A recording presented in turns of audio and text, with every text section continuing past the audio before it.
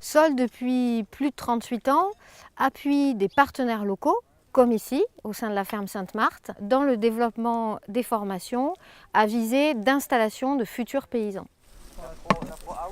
Le projet Bioferme International, il est né en mars 2016. On a construit avec l'équipe de Sainte-Marthe-Sologne et développé avec eux plusieurs activités qui avaient pour objectif et qui ont pour objectif de revaloriser le rôle du paysan dans la société, son rôle social, son rôle environnemental et bien évidemment son rôle économique, puisqu'aujourd'hui ce sont les paysans qui nous nourrissent. Si vous voulez être maraîcher et si vous devez acheter un manuel. Chaque année, il y a une centaine de personnes qui s'inscrivent pour suivre une formation de 45 jours qui leur permet de découvrir c'est quoi l'agriculture biologique. La grande majorité de ces personnes sont soit en réinsertion professionnelle et ont envie de changer de vie, sont en quête de sens et ont envie de découvrir c'est quoi le travail de la terre, c'est quoi être paysan.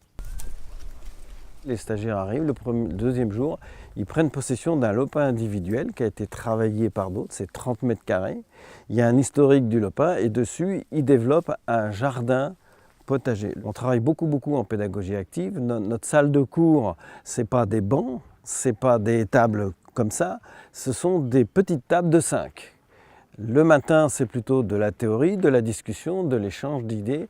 Et l'après-midi, on met en pratique. Par exemple, aujourd'hui, c'est la journée maraîchage, tous les vendredis. Le matin, ils regardent, par exemple, comment on plante, on étudie une pomme de terre, l'histoire de la pomme de terre, etc.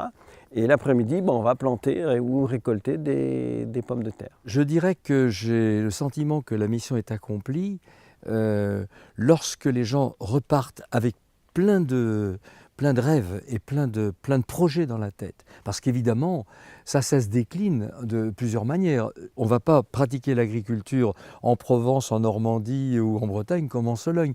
Donc chacun a une voie, une vocation particulière.